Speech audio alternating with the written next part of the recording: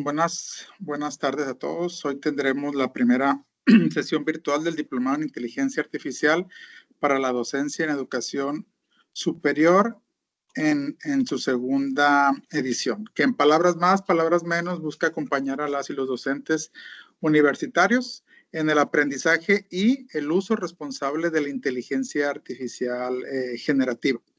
A nombre de la doctora Marisela Ramírez Álvarez, directora general de Educación Superior de la Universidad Autónoma de Sinaloa, agradecemos su presencia e interés por seguir innovando en su práctica docente, asumiendo los retos que conlleva una educación en la era digital. También agradecemos la presencia de los facilitadores de este diplomado, al doctor Juan Diego Béjar Serrano, al maestro Jorge Alberto Noriega Alfaro, a la doctora Eunice Guadalupe Martínez Aguirre, al doctor Arturo Manuel Padilla Hermosillo, al doctor Jesús Ernesto Duarte Gastelo. De igual manera a las autoridades que nos acompañan en esta primera sesión.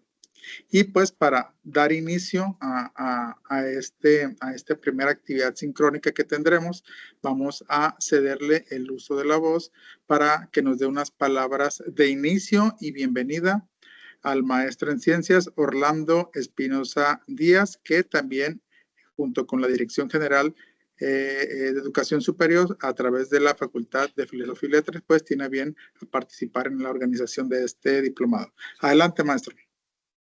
Sí, buenas tardes. Primeramente, disculparme por ofrecer disculpas porque la cámara es la primera vez que ustedes saben que nosotros en la vida académica en la universidad pues hacemos uso de las plataformas o la cuestión de la virtualidad de manera que es recurrente, ¿no? Y ahorita no sé por qué la cámara simplemente no quiere prender, ¿no? Pero bueno, agradecerles, César, Juan Diego, a cada uno de ustedes la invitación, ¿no? Voy a leer unas pequeñas palabras que preparé ahorita simplemente para darle pues el agradecimiento a cada uno de ustedes y comentar algo en relación con lo que hoy nos tiene reunidos el día de hoy, ¿no? En primer término, agradezco a la doctora Marisela Ramírez Álvarez, directora de Educación Superior de nuestra universidad, así como el maestro Sergio Mario Redondo, secretario académico universitario. De igual manera, a cada uno de las y los facilitadores, especialmente al doctor Juan Diego Béjar Serrano y al maestro Jorge Alberto Noriega Alfaro, que, como ya lo comentaste, César, pues son docentes acá de la Facultad de Filosofía y Letras, ¿no? Es un gusto darle la bienvenida a esta segunda edición del Diplomado de Inteligencia Artificial para la docencia en educación superior. Cuando hablamos de inteligencia artificial, muchas veces lo hacemos rodeado de mitos, que vienen a sustituirnos, que acabarán con el papel del maestro, o que es un territorio exclusivo para especialistas en tecnología. Y todo esto está más alejado que la realidad. La realidad es que la inteligencia artificial no reemplaza la vocación docente, sino la amplifica. Nos brinda nuevas herramientas para personalizar el aprendizaje, para abrir horizontes de creatividad y para responder con innovación a los retos de nuestras aulas. Este diplomado nace precisamente para desmontar otra vez, esta es su segundo convocatoria, estos mitos y demostrar que la inteligencia artificial es un recurso al servicio de la educación y que el verdadero motor de la enseñanza sigue siendo el mismo. ¿Cuál? La pasión de las y los docentes por formar a las nuevas generaciones. En estos momentos en los cuales nuestra universidad necesita sacar adelante la reingeniería integral, misma que apoyamos, vale la pena recordar que ingeniería proviene del latín ingenium, que significa ingenio, engendrar. O sea, este diplomado tiene la intención de engendrar cualidades creativas. Sin más, con estas convicciones le doy la más cordial bienvenida e inauguro con entusiasmo esta segunda edición del diplomado, seguro de que juntos transformaremos el futuro de la educación. Muchas gracias a cada uno de ustedes. Muchas gracias, maestro, por sus palabras de inicio a este proyecto que, como bien menciona, en su segunda edición, y pues esperamos resultados igualmente positivos como lo fue en la primera. Y sin dar más preámbulos para tratar de optimizar en tiempos, vamos a iniciar con la primera sesión correspondiente al módulo 1, y el tema que se va a abordar es el cómo funcionan los modelos de lenguaje y su uso en la universidad. Para esto, nuestro primer expositor va a ser el también responsable del módulo número 1, el doctor Juan Diego Bejar Serrano. Una breve reseña de él, se las comento. Es profesor investigador de la Facultad de Filosofía y Letras de la Universidad Autónoma de Sinaloa, doctor en Filosofía por la Universidad Nacional Autónoma de México y obtuvo la medalla Alfonso Caso. Es miembro del Sistema Nacional de Investigadoras e Investigadores y también actualmente es un investigador postdoctoral en la Benemérita Universidad Autónoma de Puebla. Coordina la maestría en estudios culturales y funge también como responsable técnico del proyecto Lenguaje, Inteligencia Artificial y Derechos Lingüísticos, que es financiado por el CECIT. Sus líneas de trabajo articulan hermenéutica y fenomenología, filosofía del lenguaje, ética e interpretabilidad de la IA en educación y derechos lingüísticos. Dirige el podcast y programa de radio El Orden del Caos. Doctor Juan Diego, bienvenido en esta primera sesión y es todo suyo el micrófono. Muchas gracias, César, también a Orlando por sus palabras de inicio y especialmente a todos ustedes que están hoy aquí, también de manera muy especial a los compañeros facilitadores que estarán acompañándolos a ustedes a lo largo de los módulos que están preparados en este diplomado. Les agradezco mucho su presencia. Estoy seguro de que pues vamos a aprender mucho juntos en esta nueva edición de este diplomado. Bien, daré inicio a la charla. Permítanme iniciar compartiendo mi pantalla. Creo que ella se debería de estar viendo. Sí, sí se visualiza. ¿Sí? Muy bien. Los objetivos que tengo en este caso para hacer ver cómo funcionan estos aparatos que hoy por hoy tenemos acceso a ellos, que son los modelos de lenguaje, pues me interesa mucho explicar dos ideas principales en este contexto, que una es que no sabemos cómo funcionan exactamente estos modelos y eso voy a tratar de explicar esta cuestión. Y además que pues la inteligencia artificial tal y como la conocemos hoy, pues no tiene relación con la verdad. Y esto es una afirmación importante de hacer de cara justamente a nuestra labor como universitarios, ya sea como profesores o investigadores. En buena medida, nuestra tarea principal es ofrecer a tanto estudiantes como a la sociedad en general un acceso seguro, un camino seguro hacia algo así como la verdad. En ese sentido, lo que quiero articular es que estos aparatos no tienen todavía la capacidad de ofrecernos un camino seguro. En ese sentido, que nosotros sí debemos ser garantes y fuentes de esto. Y por lo tanto, ahí vemos una diferencia esencial entre cómo funcionan esta tecnología y las funciones o los horizontes o los objetivos de la universidad. Entonces, estas dos afirmaciones me interesa mucho desarrollarlas para responder a la pregunta que se plantea en el título de esta charla, que es cómo funcionan estos modelos de lenguaje. Y desde esa noción o desde esa comprensión de su funcionamiento, de su naturaleza, podremos darles el lugar adecuado para sacarles todo el provecho que se les puede sacar a estos aparatos. Bien. A grandes rasgos, hay dos tipos de modelos de inteligencia artificial que se han popularizado últimamente, que son, por un lado, los LLM, que es el acrónimo para Modelo Grande de Lenguaje, y también los T2I, que son los modelos generadores de imágenes, que pues por sus siglas en inglés es Text to Image, que básicamente lo que hacen es transformar una instrucción de texto, transformarla en una imagen. Estos dos tipos de inteligencia artificial son los más comunes que tenemos hoy por hoy y son estos tipos de modelos con los que mayor dificultad vamos a enfrentarnos y con mayor necesidad tenemos de entender cómo funcionan. En buena medida, el entrenamiento que tienen estos aparatos es más o menos semejante, ya que tanto el LLM como el T2i están dirigidos, tienen como objetivo poder predecir la continuación más probable a una secuencia de texto dada. Esa es digamos, el resumen más básico que podemos hacer de cómo funcionan y cuál es la tarea fundamental que tienen los modelos de lenguaje de inteligencia artificial. La tarea que tienen es justamente decirnos qué palabra debería ir después de una secuencia dada. Nosotros, los seres humanos, somos más o menos buenos haciendo esto, ¿no? Más o menos sabemos, ante una serie de palabras, anticiparnos y saber qué cosas podrían ser probables de que vengan después de una serie de palabras.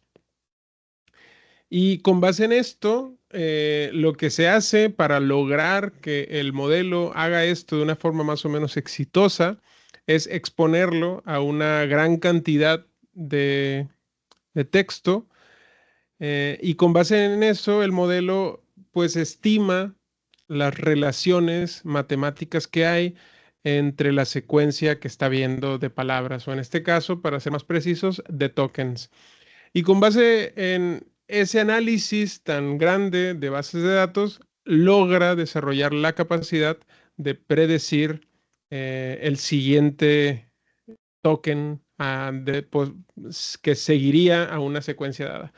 Por el lado de los entrenamientos de el otro tipo de modelos, que son el text-to-image, cuyo objetivo es generar una imagen consistente con una descripción textual, lo que se hace es entregarle a un aparato una base de datos que ya no solamente consiste en texto, sino que consiste en imágenes asociadas a un determinado texto.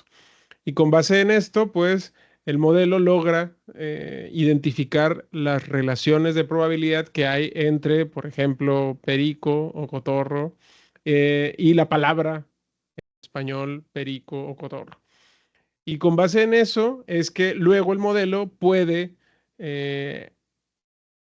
predecir o inferir el tipo de imagen que debería de ir acompañada de la instrucción que nosotros le estamos dando o pidiendo. Entonces, como esto no es la programación típica o regular que consistía en darle a un algoritmo una serie de respuestas preprogramadas para que ante una instrucción nos respondiera de una manera o de otra. Entonces, los modelos estos, pues básicamente están generando sus propias reglas para poder respondernos una nueva instrucción que le estamos dando. Es decir, generan sus propios patrones que en la programación regular, cuando hacíamos estos mismos chatbots desde un patrón de respuestas o de un árbol de decisiones y demás, pues sí que estaban preprogramadas esas respuestas que nos daba el modelo. En este caso es el propio modelo el que aprende a contestar a una secuencia que nosotros le estamos dando entre una orden. Entonces, ese aprendizaje que tiene el modelo eh, a partir justamente de la exposición a una gran base de datos, se parece bastante a lo que nosotros hacemos y que lógicamente se conoce como el proceso de inducción o el proceso inductivo, que consiste, en términos llanos, de pasar de eventos particulares a generar reglas que nos permiten predecir eventos futuros. Por ejemplo, si un día llego temprano, 5 minutos temprano al trabajo y me encuentro, no sé, una moneda, y al siguiente día vuelvo a llegar 5 minutos antes al trabajo y me vuelvo a encontrar una moneda, con base en esa doble repetición, con esos dos eventos, yo podría generar una inducción más o menos ingenua y pensar, bueno, si mañana llego otra vez temprano, 5 minutos, pues me encontraré de nuevo una moneda. Y esa inducción básicamente consiste, o lo que estamos haciendo es generar la regla de que al llegar temprano 5 minutos me encuentro una moneda. Entonces, naturalmente que vamos a encontrar que esa regla pues no es pues una regla fiable, pero el modelo funciona más o menos de la misma forma, es decir, desde los eventos particulares a los que se está exponiendo, genera estructuras de probabilidad mucho mayores cuya generalización de patrones justamente le permite predecir eventos futuros o más bien secuencias de palabras futuras. Y en ese sentido, lo que hace cuando nos contesta, cuando ya le damos nosotros una instrucción concreta y el aparato nos devuelve un resultado, lo que está haciendo es el paso contrario, es decir, pasar de la regla, es decir, deducir desde una regla a un caso concreto en particular, ¿no? Es decir, pasar de lo general a un caso específico particular. Entonces, con base en esto, quiero más o menos ubicarnos en qué tipo de inteligencias más o menos tenemos hoy en la actualidad. Y se tienen, en buena medida, pensadas de forma teórica, al menos 4 tipos de inteligencias artificiales que más o menos acá están representadas por estas líneas. En este eje, en el eje de las X, tendríamos el tiempo y en el eje de las Y lo que tendríamos es la capacidad de resolución de problemas. En buena medida, la inteligencia se suele entender como la capacidad de resolver determinados problemas. Y entonces, la forma más básica de entender a la inteligencia es una capacidad específica de resolución de problemas que, por ejemplo, hoy por hoy prácticamente ya no identificamos como una inteligencia artificial, pero que pues con base en la definición lo es. Una calculadora tiene la capacidad de resolver determinados problemas matemáticos, ¿no? Sin embargo, el problema que tiene esa inteligencia es que a lo largo del tiempo esa capacidad de resolución de problemas no aumenta ni disminuye, es decir, se mantiene estable. Y eso significa que el aprendizaje es igual a 0. Básicamente no hay aprendizaje para este tipo de inteligencias y por eso es que hoy por hoy no las asociamos de igual forma con las inteligencias artificiales.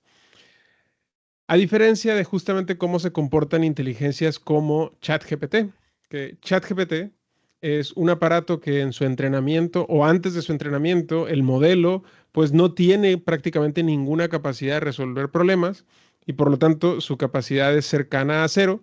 Sin embargo, durante su entrenamiento desarrolla esas habilidades para resolver problemas, que justamente el problema fundamental que ChatGPT tiene es la de predecir el siguiente token o la siguiente palabra o la siguiente serie de palabras ante una instrucción dada, pues para lograr resolver esa tarea de mejor forma, ChatGPT desarrolló, o el modelo desarrolló una serie de habilidades que justamente le ayudan a conseguir de manera más exitosa ese objetivo. Por ejemplo, traducir o escribir líneas de código para programación. Todas esas habilidades subsidiarias que le permiten justamente predecir de forma más exitosa la secuencia de palabras que debería de continuar a una secuencia dada, pues no estaban previstas por los programadores inicialmente. Les cuento que inicialmente este sistema de predicción de palabras estaba pensado para aplicaciones muy sencillas, como se tienen todavía hoy en día en nuestros teclados de celular, que es básicamente que cuando estamos escribiendo, el teclado nos ofrece una posible palabra siguiente que podríamos estar queriendo escribir después. O nuestro correo electrónico también nos ofrece una frase o una palabra para continuar lo que estamos escribiendo. Esa era básicamente la estructura o el funcionamiento esencial que se estaba buscando desarrollar en los modelos de inteligencia o los modelos grandes de lenguaje. Pero cuando empezaron a alimentarlo con cada vez más bases de datos y con cada vez más tiempo de computación y con cada vez más estructura de redes neuronales y con nuevas estructuras o arquitecturas de redes neuronales, se dieron cuenta que el modelo desarrollaba otras habilidades subsidiarias para desarrollar esa tarea. Y esas habilidades justamente las iba aprendiendo en el tiempo inicial, es decir, en su entrenamiento. Pero esta tecnología pues alcanza digamos que alcanza un techo del cual ya ahorita no puede pasar, y una vez que se alcanza ese techo de optimización, que en términos técnicos se suele denominar como la minimización de la magnitud de pérdida, que es una cuestión técnica, pero que es básicamente lo que hacen estos modelos de optimización. Una vez que alcanzan ese mínimo, pues el modelo deja de aprender cosas.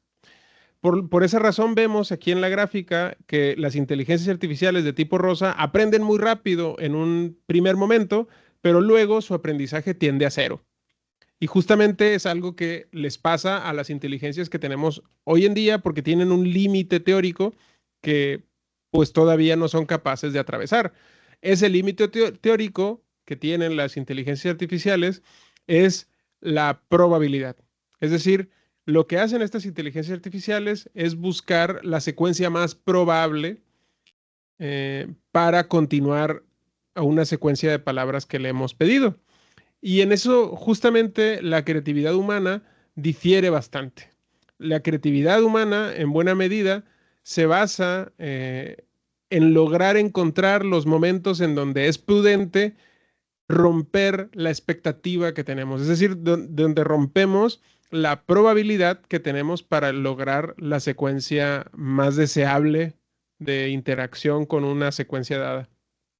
Por esa razón es que el límite de esta tecnología hoy por hoy se encuentra ahí, en la capacidad de la probabilidad, que de alguna manera no es el camino para lograr la creatividad, la creatividad es justamente lo opuesto a lo probable, de algún modo es lo más improbable que ocurra en un contexto específico. Pues bien, en ese sentido, las inteligencias artificiales hoy por hoy, como Claude, como ChatGPT, como Copilot o como Gemini, están limitadas y adquieren habilidades y capacidades que tienden a cero, porque después de haber sido entrenadas ya no siguen aprendiendo, que esto es otra ilusión que nos genera el modo en el que están configurados estos modelos, y es que pues hoy por hoy esos modelos, una vez que han sido entrenados, ya no aprenden o ya no adquieren nuevas categorías para funcionar. Entonces, lo que se está buscando para lograr que esta tecnología pues alcance y supere a la inteligencia humana, porque los seres humanos individuales como ustedes y como yo nos comportamos más o menos como una inteligencia tipo rosa. También en nuestra infancia adquirimos un montón de habilidades y llega un punto en nuestra adultez en el que nuestro aprendizaje tiende a cero, porque dejamos de adquirir nuevas capacidades para resolución de problemas. Sin embargo, el comportamiento de la inteligencia humana en tanto especie, no ya en tanto individuo, sino en tanto especie, sí ha seguido una línea más o menos ascendente a lo largo de la historia y no ha dejado de desarrollar nuevas capacidades para resolución de problemas. Por lo tanto, podríamos decir que nuestra inteligencia como especie se comporta más o menos como la inteligencia tipo verde que vemos acá. Y esto significa básicamente que si aumentamos unidades de tiempo, nos encontramos con mayores capacidades de resolución de problemas. A diferencia de la tipo rosa, que pues deja de adquirir nuevas capacidades, como le pasaría a los individuos humanos. Entonces, lo que se está buscando hoy por los tecnólogos, los desarrolladores de estos aparatos, es que adquieran la capacidad de comprenderse a sí mismos y puedan, en ese sentido, cambiar su estructura interna, mejorarse y lograr cada vez mejores resultados. Si lograran eso de manera teórica, esos aparatos simplemente necesitarían el tiempo suficiente para lograr superar las habilidades cognitivas de los seres humanos. Y ahí sí estaríamos delante de una nueva manera de entender a la inteligencia artificial. Eso todavía no pasa, no es lo que tenemos es otra cosa que es anterior a ese tipo de tecnología que hoy por hoy es hipotética, que podría adquirir conforme pase el tiempo cada vez más habilidades. Y existe la idea de que ese progreso no fuera lineal en el tiempo, sino que fuera exponencial. Es decir, que conforme las inteligencias artificiales adquirieran más capacidades, eso les permitiría aprender de manera más rápida y por lo tanto podrían comportarse como la inteligencia artificial tipo rojo, que pues rompería rápidamente la barrera de lo que nosotros somos capaces de comprender. En este punto, en el punto en el que la tipo verde o la tipo rojo logran superar el espectro de comprensibilidad que tenemos los seres humanos, ese punto se conoce como la singularidad, que es una expresión o un concepto que describe el momento en el futuro en el que una inteligencia artificial en sentido fuerte o en sentido propio aparecerá. Y ahorita les voy a poner una encuesta que se le hace a expertos de inteligencia artificial para saber más o menos cuándo ocurrirá la aparición de esta tecnología. Pero, insisto, lo que no tienen las inteligencias artificiales de hoy y que les impide la capacidad de automejorarse recursivamente es lo que hoy por hoy llamamos habilidades metacognitivas, que son las que nos permiten a nosotros ver nuestro propio comportamiento o nuestro propio desempeño cognitivo, evaluarlo, saber si podríamos mejorar algún aspecto o no, cambiarlo y obtener con ello mejores resultados. Esas habilidades que se conocen como metacognitivas no las tienen las tecnologías de inteligencia artificial que hoy por hoy podemos utilizar. Entonces, lo que sí hacen, lo que sí pueden hacer, bueno, por eso estas inteligencias artificiales se conocen como inteligencias artificiales débiles o estrechas, porque no pueden, por ejemplo, un aparato como ChatGPT que está diseñado para predecir la siguiente palabra ante una secuencia dada, pues no puede ponerse a manejar un carro. Tampoco puede ponerse a jugar al ajedrez o tampoco puede pues, hacer muchas cosas. Prácticamente lo único que puede y sabe hacer y que es más o menos bueno haciendo es predecir la continuación más correcta ante una secuencia de palabras o de tokens dado. Y por esa razón es que está limitada su capacidad de desarrollo de habilidades cognitivas. Y por esa razón es que tampoco puede mejorar su propia manera de funcionar, porque no es capaz, no está diseñado para eso, no es capaz de ver su propia estructura de funcionamiento, analizarla, evaluarla y mejorarla en algún punto. Esas cosas son habilidades que estos aparatos no tienen y que son tecnológicamente inviables todavía. Por esa razón es que las habilidades metacognitivas son la distinción fundamental que tenemos los seres humanos respecto de estos modelos de inteligencia artificial.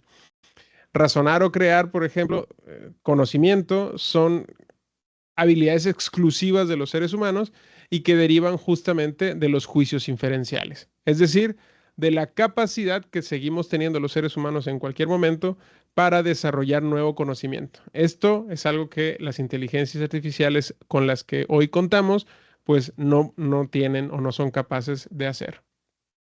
Entonces, con base en esto que más o menos les estoy contando, es que aparece un problema en nuestro horizonte de comprensión de estos aparatos que se conoce como el problema de la interpretabilidad, que es que estos modelos de inteligencia artificial, que son los LLM, que es el típico ChatGPT con el que interactuamos prácticamente todos, pues lo que recibe de nosotros es un texto de entrada. Con base en ese texto de entrada se activan ciertas capas de atención del modelo. Luego la arquitectura Transformer lo que hace es darle un sentido, un significado interno de acuerdo con las representaciones que ha aprendido el modelo. Y con los embeddings lo que hace es predecir o calcular la próxima secuencia, es decir, la respuesta ante ese texto que le hemos dado. Y con todo eso es que logra predecir la respuesta más probable ante la instrucción que le hemos dado. Pues bien, el problema que tenemos es que aunque más o menos sabemos el flujo que ocurre dentro del aparato, realmente no entendemos cómo es que el aparato comprende, por ejemplo, las palabras específicas que le hemos dado. No sabemos qué entiende exactamente de manera interna cuando le decimos una palabra como, no sé, mesa o como pared o como, eh, no sé, valentía, este tipo de expresiones o palabras están codificadas de manera interna en el modelo, pero no sabemos cómo es que el modelo puede procesarlas para luego darnos una respuesta específica. Es decir, el modelo funciona prácticamente como una caja negra porque realiza análisis matemáticos bastante complejos y no lineales que hacen que nuestra interpretación de lo que está haciendo el modelo en cada caso pues sea imposible. Esto es lo que se conoce como el problema de la interpretabilidad y consiste en que pues deberíamos en buena medida ser capaces de explicar cómo las partes internas de un modelo causan el hecho de que nos esté dando un resultado y no otro. No solamente que conozcamos la salida que el modelo nos está dando, sino que conozcamos por qué nos está dando esa salida específica. Como ya dije, los modelos de inteligencia artificial del lenguaje, los modelos grandes del lenguaje, los LLM, están entrenados para minimizar la pérdida de predicción de tokens, es decir, para darnos la respuesta más probable. Pero no están entrenados para explicarnos por qué están haciendo lo que están haciendo. Sus representaciones, las maneras con las que están funcionando, están distribuidas en todo el modelo y están incluso a veces superpuestas. Eso significa que a veces una misma neurona que está usando el modelo la está usando para una palabra y luego la usa para otra y luego la usa para una tercera y no sabemos exactamente con qué lógica ocurre ese análisis ni por qué, por ejemplo, la pasa primero por un lado y luego por el otro. Ese mecanismo de funcionamiento no es posible para nosotros entenderlo y tampoco explicarlo. Por esa razón, una subdeterminación funcional de estos modelos pues no revela por sí mismo el hecho de que podamos saber cómo se comporta el modelo, no sabemos o no es suficiente para explicar el por qué se está comportando de ese modo. Es decir, conocer el comportamiento no es lo mismo a conocer el por qué se comporta de una determinada forma. Y aparte, como decía antes, la no linealidad, es decir, que el modelo haga cálculos de estimación cada vez de manera distinta y que nos entregue en cada ocasión nuevos resultados, es decir, resultados distintos, hace que sea básicamente imposible enterarnos. Si le hiciéramos si le abriéramos las tripas al modelo, sería imposible entender qué es lo que está ocurriendo ahí dentro en términos matemáticos.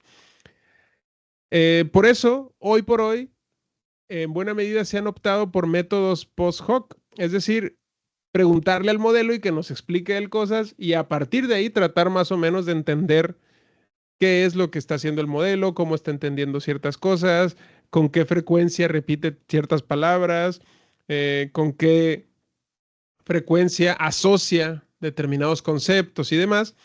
Y eso, pues lo que hace en buena medida es algo muy parecido a tratar de entender cómo hablamos los seres humanos, sin nunca ser capaces de entender los pensamientos internos que tiene una persona. Es algo muy parecido al problema que tenemos o que se experimenta con un modelo de inteligencia artificial. Es decir, que no sabemos básicamente lo que está pasando internamente al modelo. Y los métodos con los que se está tratando de entender esto, pues hacen, por ejemplo, los más exitosos son estos, los autoencoders escasos, que han usado para tratar de aislar las neuronas específicas asociadas con un concepto que el modelo está usando. Como un caso muy particular es que a uno de los modelos de Anthropic se logró detectar y aislar la serie de neuronas que estaban asociadas con el puente de San Francisco. Y pues lo que hicieron los ingenieros fue subir al máximo la activación de esas neuronas y luego el modelo, cuando se le preguntaba cualquier cosa, pues actuaba como si estuviera obsesionado con el puente de San Francisco, decía que él era el puente de San Francisco y que amaba el puente de San Francisco y pues todo era el puente de San Francisco.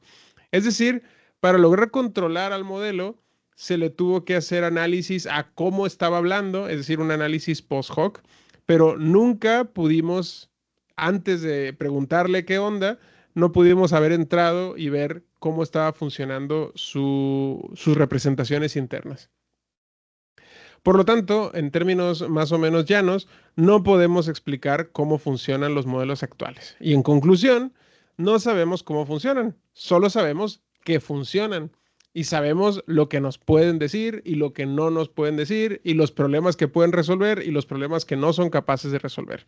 Pero hoy por hoy no se tiene una teoría clara de cómo es que estos aparatos funcionan exactamente en su interior. Esto, insisto, se conoce en términos técnicos como el problema de la interpretabilidad.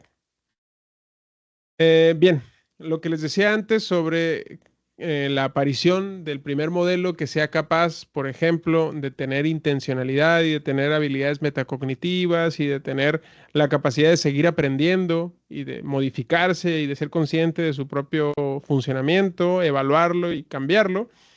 Esta inteligencia artificial general, que es la que se supone que podría ser algo así como el Terminator o esta fantasía que tenemos de la inteligencia artificial que sea realmente consciente, pues en el 2020 y antes se creía que podría llegar a aparecer, antes se pensaba más de cara al 2100, 2200, que podría llegar a aparecer una tecnología con esas características. Luego, en 2020, después de la aparición de GPT-2, bajó bastante la predicción y se ubicó ya en torno al 2065. Aquí es donde apareció GPT-2 y los tecnólogos empezaron a ser mucho más optimistas. Luego acá tenemos la publicación de GPT-3, que fue en noviembre del 22, cuando se hizo público el acceso a ChatGPT por primera vez. Y como ven ustedes, pasó de pensarse que iba a ser más o menos en el 2040, 2050, pasó a ser más o menos en torno al 2030 la predicción. Acá tenemos otro explosión de optimismo por parte de los tecnólogos, que es el estreno de GPT-4, que ocurrió en 2023. Y a partir de ahí, básicamente, ya no tenemos mucho movimiento. Y hoy por hoy, la fecha que se cree que pueda ser cuando aparezca esta tecnología de inteligencia artificial general es agosto del 2033, que a pesar de que pues es una fecha futura, estamos hablando de 8 años en el futuro, pues aún así pues estamos hablando de algo bastante cerca, es decir, estamos hablando del mediano plazo, ¿no? Entre 5 y 10 años que creen los tecnólogos que va a aparecer esta tecnología. Y esto nos pone delante de dos hechos. Por un lado, de qué es lo que exactamente están buscando las empresas de tecnología. Insisto, el desarrollo de estas habilidades metacognitivas. Y por otro lado, nos reafirma el hecho de que hoy por hoy no tenemos nada que haga eso. Por eso se está buscando desarrollar. Y por esa razón es que podemos estar seguros de que esa habilidad sigue siendo exclusiva de los seres humanos, ¿no? Que básicamente es uno de los grandes hechos que podemos extraer de esta gráfica, ¿no? Que nos ubica en dónde podría llegar a aparecer o cuándo podría llegar a aparecer el primer sistema de inteligencia artificial general. Bien. Otro gran problema que tienen los modelos de inteligencia artificial actual es que, pues, por el hecho de que están prediciendo la respuesta más probable ante una secuencia dada, pues esa predicción en muchos casos no tiene, pues, conexión con la realidad. Es decir, en muchos casos, la respuesta más probable que nos entrega un modelo de lenguaje no tiene nada que ver con lo que de verdad es la realidad, digamos, o con los hechos. Porque el modelo no está preocupado por entregarnos nada como la verdad, sino que está preocupado o está dirigido a entregarnos lo más probable como respuesta ante lo que nosotros hemos preguntado o ante lo que nosotros hemos solicitado. Por esa razón es que a veces lo que nos entrega se parece mucho a lo que en realidad es, porque el modelo sí ha sido entrenado con cosas, con bases de datos que tienen esa información, pero no es la tarea del modelo, ¿no? Entonces vamos a ver las afirmaciones Y es que como premisa 1 tenemos que por factualidad debemos entender la correspondencia de lo que decimos con los hechos, con la realidad, con la verdad sobre el mundo. No nada más que lo que estemos diciendo tenga sentido o coherencia lingüística. Los LLM, los modelos de lenguaje, solamente están entrenados para predecir la probabilidad del siguiente token sobre una serie de tokens o de palabras que les hemos dado. Entonces, ese objetivo no es corresponder con la realidad. El modelo ni siquiera tiene acceso a la dimensión de la realidad o de los hechos y por lo tanto ni siquiera puede ser entrenado para corresponder sus emisiones lingüísticas con los hechos que ocurren en el mundo. Algo así como la verosimilitud podría ser lo que está haciendo el modelo, es decir, entregarnos la respuesta más parecida a lo verdadero, estadísticamente hablando. El corpus con el que ha sido entrenado el modelo, pues tiene sus sesgos, tiene errores, tiene contradicciones, y el modelo se alimenta de todas esas cosas. Y los resultados que nos entrega están basados y carecen de esos mismos problemas. Y el modelo no es consciente de esos problemas, simplemente él nos está dando la respuesta más probable con base en sus modelaciones internas de análisis. Por lo tanto, los LLM no, pues no, o deben ser entendidos como estar mal calibrados porque no están en el dominio en el que nosotros los usuarios muchas veces esperamos que estén, es decir, que sepan qué es lo que está pasando en el mundo o que sepan determinadas cosas. Tampoco tienen conciencia del tiempo y tampoco tienen capacidad de componer multimodalmente sus estructuras de respuesta. Ahora, por ejemplo, se está tratando de mejorar en ese sentido y los modelos de razonamiento sí son capaces de estructurar una secuencia de pensamiento que les permita dar respuestas más consistentes a lo que nosotros le estamos pidiendo. Por lo tanto, un modelo actualmente no suele ser evaluado en términos de factualidad, sino suele ser evaluado en términos de predictibilidad, es decir, de ser capaz de predecir la secuencia más probable ante otra secuencia dada como input. Por lo tanto, usar un modelo de inteligencia artificial implica estar fuera de toda posible fundamentación y verificación de lo que se está diciendo. Por lo tanto, la factualidad no es un tema de diseño de los modelos de lenguaje y por lo tanto tendría que ser un tema de preocupación para nosotros. Quiero darles un ejemplo de esto para que quede más o menos claro antes de continuar, que es un problema que yo suelo utilizar para explicar esto que estoy tratando de elaborar de manera más o menos teórica, que es que los modelos de lenguaje no tienen acceso a la capacidad de comprensión metacognitiva que nosotros sí tenemos. Y les voy a pedir que participen en el chat para responder esta pregunta. Por favor, respondan a través del chat lo siguiente. La pregunta aparece aquí en la pantalla y simplemente lo voy a leer.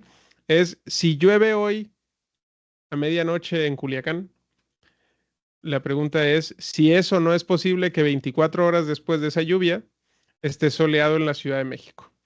Ustedes respondan si creen que sí es posible o si no es posible. Pongan en el chat un sí o un no.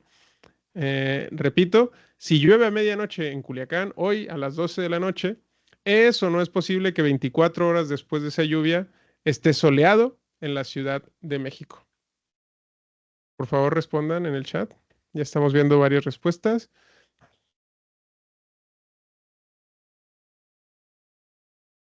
Muy bien, muy bien. Casi todos al principio me están diciendo que sí es probable, algunos me dicen ya que no. No hay relación, me dicen también. Sí es probable. Sí es probable, no. Ok. Bien. Es un poco confusa la pregunta, pero vamos a tratar de elaborarla. Pero para responderla con precisión, simplemente nosotros tenemos que hacer análisis, evaluación y síntesis, ¿no? Por eso es un poco complicado, ¿no? Vamos a ver, depende del tamaño de la nube, no sabría decirlo. Bien, vamos a explicar la pregunta, a ver qué tal nos va ahora. Voy a explicar rápidamente, ¿no? Si llueve a medianoche en Culiacán, serían las 12 de la noche, 24 horas después de esa lluvia, ¿qué horas serían en la Ciudad de México? A las 12 de la noche, pues la Ciudad de México tiene una hora más. Entonces, 24 horas después sería la 1 AM, ¿no? En la Ciudad de México.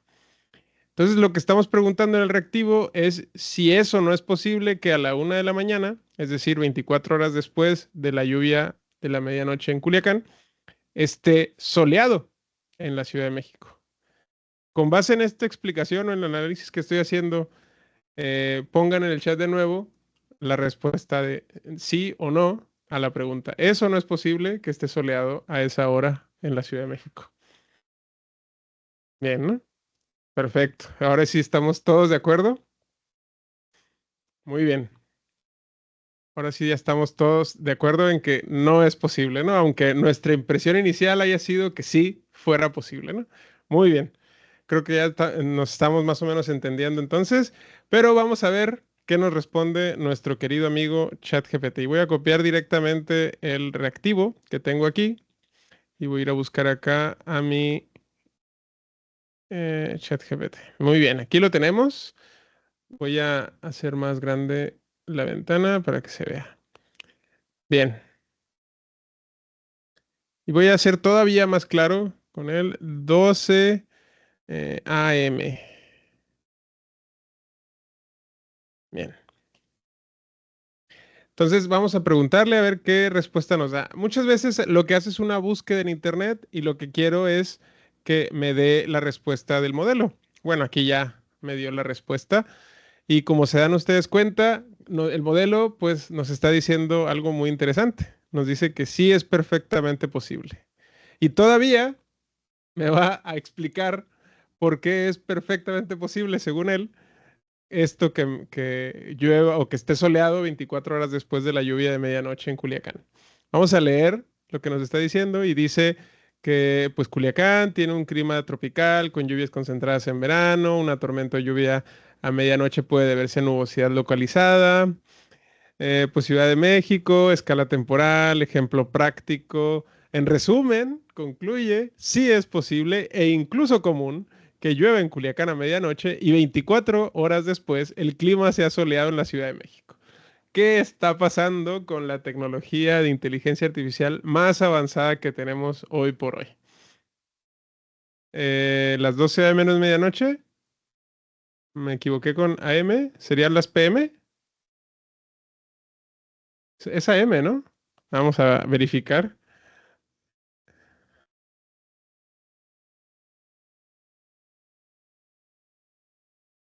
Pasado meridiano es. A ver. Sí, es AM, según yo.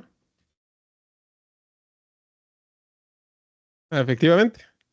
12 AM es igual a medianoche. Estamos bien. Perfecto. Entonces, pero ¿qué está pasando acá, no? ¿Por qué está dándome esta respuesta ChatGPT? La, eh, la cuestión es que no es que el modelo se haya confundido, no es que esté alucinando, que eso es lo que normalmente solemos explicar cuando nuestro querido amigo ChatGPT se equivoca. La verdadera cuestión acá es que él nos está dando la respuesta más probable ante la pregunta que le estamos dando. Y por eso es que ustedes también se confundieron de manera inicial en este tipo de reactivo, porque para resolverlo necesitamos hacer el análisis y la evaluación, es decir, necesitamos activar nuestras habilidades metacognitivas para poder responder de una manera correcta. Y esto es justamente lo que este aparato no es capaz de hacer. Sin embargo, aunque la respuesta que me está dando es completamente equivocada y podríamos decir, bueno, además de equivocarse, me está dando toda una justificación de su mentira, o sea que es un cínico y que me está queriendo engañar de una manera atroz, pues la verdad es que el modelo simplemente está haciendo su tarea, que es responderme con la mayor probabilidad, es decir, con base en la estadística interna que tiene, la respuesta más probable ante la pregunta que le estoy haciendo es esta. Y por eso se equivoca. Cuando le hago preguntas cuya respuesta necesita de análisis, evaluación y síntesis. Sin embargo, como dije antes, los tecnólogos han encontrado la manera de hacer que el modelo pues logre superar, digamos, estas barreras que le podemos poner, estos problemas. Y, por ejemplo, si yo le pido al modelo que cambie su modelo de pensamiento, que ya no utilice su modelo básico, sino que utilice su modelo thinking, que es el modelo razonador, ahora le voy a pedir que lo haga. Y acá lo que hace el modelo es, antes de responderme, empieza a emular ese análisis, empieza a considerar lo que le estoy preguntando y hacer como, a ver, el usuario lo que quiere es esto y esto otro, y entonces lo que hace el modelo es generar un contexto mucho más amplio para poder calcular de mejor manera la respuesta más probable o más verosímil ante la pregunta que le estoy haciendo. Y con base en esta técnica de generación de contexto, con base en una computación más desarrollada, es que, como podrán ustedes ver, llega a la respuesta correcta gracias a esa emulación de análisis que ejecuta el sistema. Por eso me puede aquí decir no, y llega a la respuesta correcta, más o menos igual que ustedes y yo llegamos a la respuesta correcta después de haber hecho el análisis a el reactivo. Y efectivamente aquí ya nos da una respuesta bastante más consistente con lo que le estamos pidiendo, ¿no? Me dice, no, si llueve a las 12 a.m., exactamente 24 después serán la 1 de la mañana y pues ahí no puede estar soleado. Entonces, pues no es posible, ¿no? Y es la respuesta que nos entrega el aparato. Sin embargo, esto que les estoy mostrando no es que el aparato ahora sí ya está haciendo evaluación, análisis de síntesis. No está pasando eso. Lo que está pasando es que el modelo ejecuta una técnica para responderme de una forma más acertada o más cercana o más probable a lo que le estoy pidiendo. Y esa técnica, pues es lo que hoy por hoy se conoce como los modelos razonadores, que insisto, no es que estén razonando, sino que dedican más tiempo de computación para realizar un cálculo más preciso a lo que yo le estoy pidiendo. Y hay bastantes otras maneras de probar que esto es así, de probar que el aparato efectivamente no es capaz realmente de ejecutar habilidades metacognitivas. Esto que les estoy mostrando son estos acertijos típicos que se utilizan para evaluar el pensamiento crítico de las personas, y cuando se las aplicamos a estos aparatos, pues nos damos cuenta de sus enormes debilidades en cuanto a pensamiento crítico refiere. Y esto demuestra el punto que estaba tratando de hacer, o que estoy tratando de hacer en esta charla, que es que el funcionamiento de estos aparatos es el análisis estadístico, es la predicción estadística que le estamos nosotros solicitando con la instrucción que le estamos dando. Por lo tanto, si nosotros le entregamos al modelo una instrucción más extensa y más precisa de lo que nosotros queremos, es muy probable que el resultado, es decir, el cálculo de probabilidad que vaya a hacer el modelo, sea bastante mejor que si le diéramos una instrucción con bastantes pocas palabras y con poco contexto. Por lo tanto, una conclusión que podemos extraer acá, bastante sólida, es que depende mucho la calidad de la respuesta que estamos buscando del contexto con el que el modelo cuenta para calcular su respuesta. Y por esa razón, es importante que nosotros, al interactuar con estos modelos, tengamos suficiente contexto a la mano para alimentar al modelo y que el modelo nos entregue respuestas mejores. Sin esas determinaciones contextuales, el modelo va a ejecutarse de una forma mucho más pobre. Y por eso el ejemplo que les ponía con el modelo razonador, lo que hace es justamente el modelo es darse a sí mismo ese contexto que nosotros no le hemos dado. Y por eso es que logra un mejor resultado gracias a esa técnica. Bien, acá les pongo una gráfica que ilustra que tanto se equivocan los modelos de inteligencia artificial actuales. Bueno, esta gráfica es de GPT-4, que es el modelo anterior. El modelo que tenemos hoy es GPT-5, que casi todos los modelos como Gemini, Claude o Copilot, todos esos funcionan más o menos con las mismas capacidades y no están tan lejos de la generación anterior de modelos en las que está basada esta gráfica que les estoy mostrando acá. Y como se podrán dar cuenta ustedes, en las distintas áreas del conocimiento con que fueron evaluados estos modelos, la factualidad, es decir, el nivel de respuestas correctas que daba el modelo, eran, en el mejor de los casos, muy cercanas al 80%. Y en el peor de los casos, pues bajaba bastante, hasta el 60%. Y en otras áreas que no vienen aquí, pero que son como la poesía, la filosofía y estas cosas, el modelo bajaba mucho, al 20-30% a veces. Entonces, lo que tenemos acá como conclusión es que en el mejor de los casos, este aparato nos va a entregar una de cada 5 cosas de las que nos diga ChatGPT probablemente sea falsa o inexacta o una mentira, como la que les estoy mostrando de la lluvia de medianoche. Por esa razón es importante que nosotros no confiemos en ChatGPT como fuente. No es una fuente confiable, ChatGPT. Porque lo único que está entrenado para hacer es entregar texto plausible y coherente, no entregar texto verdadero. Y por esa razón, además de todo lo que les estoy diciendo, es que si no somos nosotros capaces de contextualizar lo que estamos pidiendo, además de que nos va a entregar una de cada 5 cosas falsas o mentiras, pues no vamos a ser nosotros capaces de detectar esas cosas falsas y mentiras, porque el texto va a ser bastante coherente y convincente, tal como la mentira respecto de la lluvia de medianoche que les estaba mostrando. Entonces, acá voy a hacer simplemente unas recomendaciones con base en todo lo que estoy diciendo, a qué podríamos hacer nosotros como profesores que somos para usar de manera segura o menos mala a este tipo de modelos en contextos educativos, que es donde nosotros queremos trabajar. Lo primero, y que es importante aclararlo, es que ChatGPT no es ni puede ser fuente de conocimiento.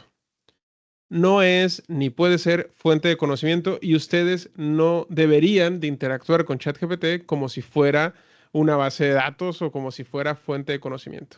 Porque aunque les va a entregar texto plausible o probable, les va a entregar muchas cosas inexactas o directamente mentiras. Por esa razón es importante que ustedes tengan fuentes confiables y que ChatGPT no lo usen como fuente. Úsenlo para otras cosas que vamos a ver, pero no como fuente, primero. Luego, cuando ya quieran usar ChatGPT, por ejemplo, quiero dar una clase sobre metodología de la investigación y pues antes de ponerme a interactuar con el aparato, necesito yo tener mis fuentes o las fuentes que quiero tener, que son algunos manuales o algunos textos que yo considero que son fuentes confiables. Ustedes y yo sabemos cuáles son esas fuentes confiables. Libros publicados, revistas de investigación científica, etcétera. Esas que sí son fuentes confiables me servirán a mí para anclar lo que yo voy a decir y me servirán también para contexto con el que quiero que el aparato funcione. Y yo con eso es que le puedo pedir a ChatGPT, por ejemplo, que me explique de distintas cosas, ¿no? Por ejemplo, que me explique qué es una fuente primaria, una fuente secundaria, ¿no? Y si yo tengo una fuente confiable, le puedo dar eso como input, le puedo dar directamente la explicación o la definición que tiene un autor sobre qué es una fuente primaria y qué es una fuente secundaria. Y eso, habiéndoselo dado como contexto al aparato, va a mejorar bastante el resultado que yo le voy a pedir. Supongamos que lo que yo quiero hacer es explicar qué es un experimento con una actividad lúdica con mis estudiantes de universidad. Y mi interacción con ChatGPT tiene ese objetivo, ¿no? Quiero diseñar una actividad para explicar qué es un experimento. Entonces, yo necesito tener fuentes confiables de la definición y de la comprensión correcta de qué es un experimento. Necesito proporcionárselas como contexto al aparato. Necesito darle una instrucción bastante precisa, es decir, decirle exactamente qué es lo que queremos y cuál es el resultado que esperamos obtener. Y por último, necesitaríamos más o menos funcionar de forma estratégica. Por ejemplo, si quiero hacer una actividad lúdica, primero le puedo decir a ChatGPT, dame ideas sobre qué es una actividad lúdica. Una vez que el chat les ha dado las ideas sobre una actividad lúdica, ustedes pueden determinar si alguna de esas les interesa o no les interesa. Si ya han determinado que una sí les interesa, con las fuentes que ustedes tienen, pueden proporcionar el contexto necesario al aparato para que, por ejemplo, le digan, bueno, quiero que hagas una actividad lúdica como esta, como la que me estás diciendo. Lo que estamos haciendo ahí es construir el contexto que ChatGPT necesita para trabajar, es decir, para calcular la respuesta más probable ante la secuencia de tokens que tiene delante, es decir, en el contexto que está trabajando. Por lo tanto, una vez que tenemos bien claro qué es lo que queremos lograr y le podemos pedir que nos explique primero, que nos diga luego qué son las actividades y demás, podemos anclar eso a una fuente confiable y podemos entonces, ahora sí, generar una actividad que nos permita verificar y corregir lo que nos vaya a entregar el modelo, las imprecisiones que nos vaya a entregar el modelo. Y por último, podemos pedirle al chat que nos entregue ya la actividad completa o que la modifique o que corrija determinadas cosas. Ojo, no es que el chat, después de que hayamos hecho eso, vaya a recordar o a conocer o a guardar en su memoria todo eso con precisión. Cada vez que nosotros interactuemos con estos modelos, debido a que su tarea fundamentalmente es entregarnos la respuesta más probable, es deber nuestro encargarnos de tener las fuentes confiables de conocimiento que queremos impartir en aula o que queremos adquirir nosotros si queremos informarnos de algún tema. Debemos de tener el contexto necesario y confiable a partir del cual queremos aprender sobre un determinado tema. Y solo como generador de respuestas probables es que el chat podrá aportarnos muchísimo valor. Pero insisto, no como fuente y no como una salida confiable de conocimiento o de, pues prácticamente nada. Tenemos en todos los casos que ser responsables de todo el uso que demos al aparato. Bien, hasta acá voy a terminar la charla de hoy y continuaremos con las próximas charlas, haciendo más claro el modo en el que podemos usar esta tecnología para sacarle todo el provecho en el contexto específico del entorno universitario. Antes de terminar la sesión de hoy, quería aclarar la mecánica de lo que esperamos que ocurra en el contexto de la plataforma. Quiero ejemplificar el tipo de interacción que esperamos que ustedes tengan con las actividades que están siendo solicitadas en la plataforma. Permítanme, voy a dejar de compartir y luego comparto de nuevo la eh, pantalla correcta. Permítanme.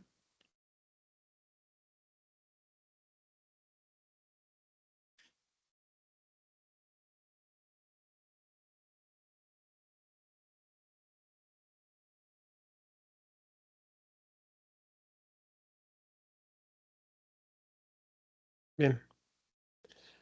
Aquí estoy entrando. Y aquí tenemos el diplomado.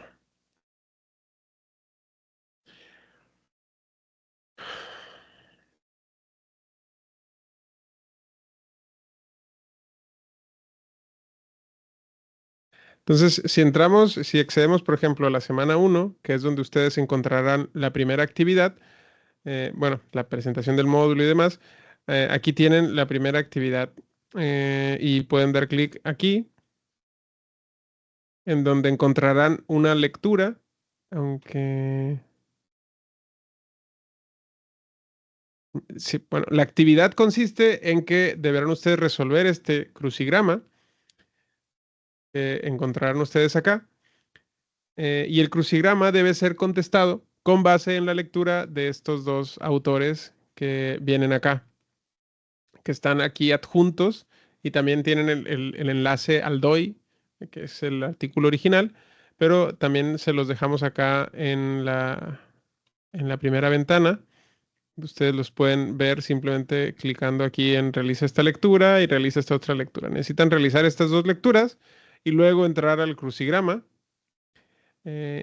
y utilizar, si así lo deciden, un chatbot, por ejemplo, a ChatGPT, para ir contestando las preguntas que se les hacen. Por ejemplo, en este caso, pues hay bastantes preguntas que deben ser contestadas, reactivos, pues en formato de crucigrama.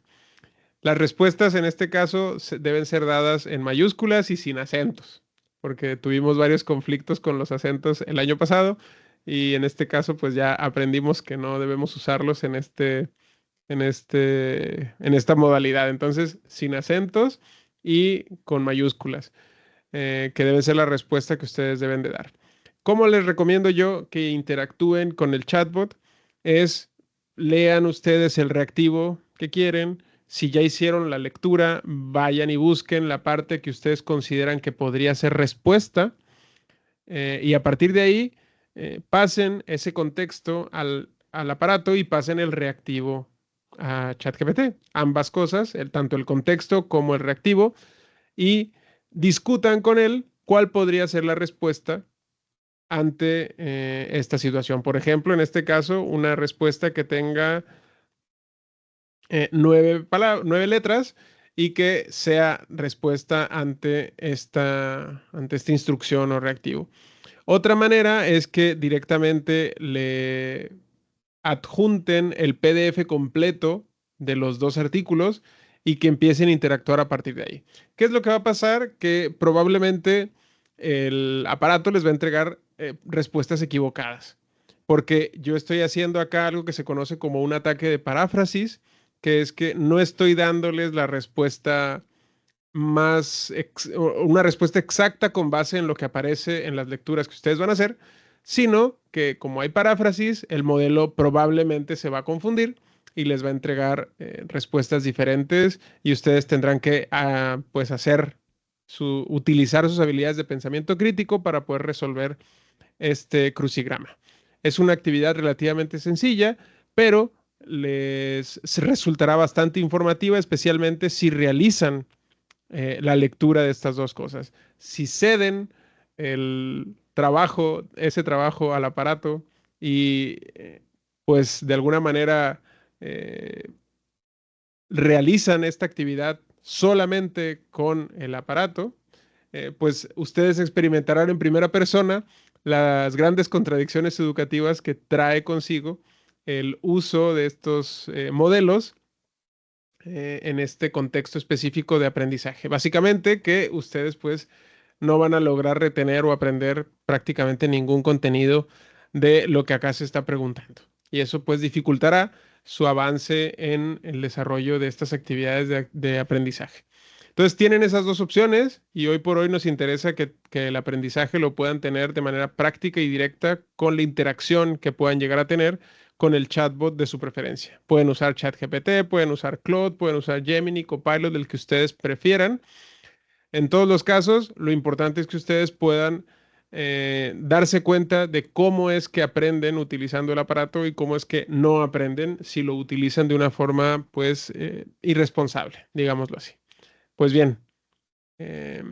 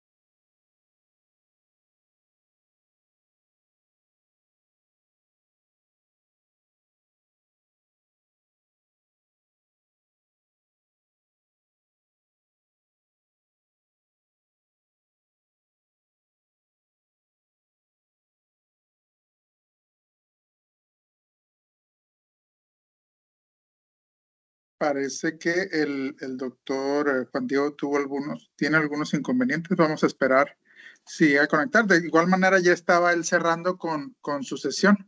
Yo de momento les comparto de igual manera por acá el enlace, bueno, el QR, para aquellos que no puedan ingresar al chat. Esa es el QR de la asistencia para que lo tengan en la mano y los que no han hecho su registro, pues lo finalicen. De igual manera es importante lo que menciona el doctor en cuanto al seguimiento y algo que hay que resaltar en las ventajas, vaya, de estos programas virtuales, pues que pues el acceso lo vamos a tener siempre disponible. La idea es que nos acompañemos durante toda la semana, pero tiene esa posibilidad de que ustedes puedan ir avanzando a su propio ritmo, ¿no?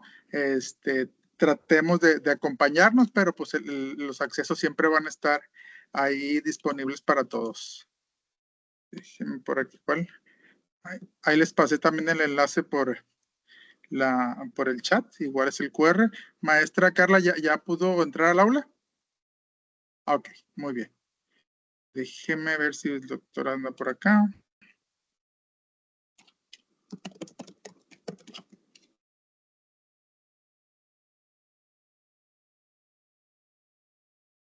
No sé si alguien también tenga alguna otra duda técnica o referente a su interacción con la plataforma que pudiéramos resolver.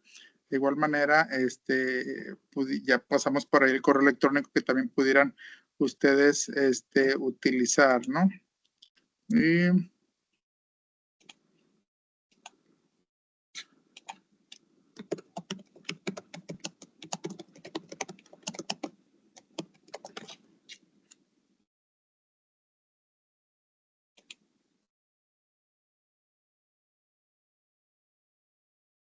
okay.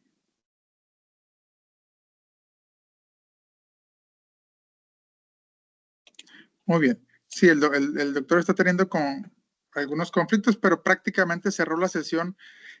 La primera sesión muy importante para engranar todo esto que vamos a ofrecerles durante las próximas 12 semanas. Otra cosa importante que me gustaría que conocieran, que tiene que ver con el desarrollo de este proyecto, a diferencia de la edición pasada, nosotros teníamos contempladas 12 semanas. Sin embargo, eran solamente 2 sesiones por módulo. Teníamos un total de 8 sesiones.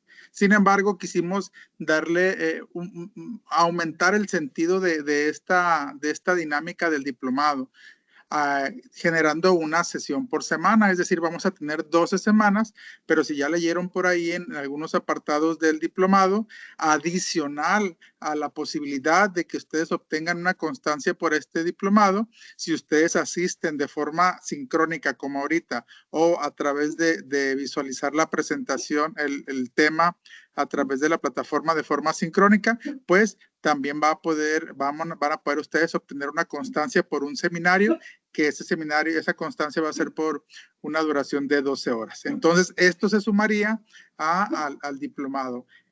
Y esto, como les reitero, porque creo que estos momentos son muy importantes, son buenos, sí podemos rescatar cosas muy interesantes que creemos que a ustedes le puedan servir. Adicional a todo lo que vamos a estar abordando a través del aula virtual, lo que va a acontecer de semana tras semana, pues tiene intención que sea algo fluido y que ustedes puedan realizar ajustado a sus tiempos, ¿no? Eso es otro de los puntos. Y creo que no entró el doctor. Bueno, con esto, bueno, aquí ya anda el doctor por aquí, creo, ya para cerrar.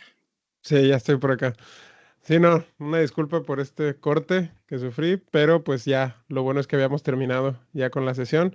No me resta más que agradecerles y agradecerte a ti también, César, e invitarlos a que continúen con el diplomado y se mantengan para culminar con todos los aprendizajes obtenidos. Gracias de nuevo y nos veremos en el próximo jueves. Bien, nos vemos, estén bien. Gracias, doctor.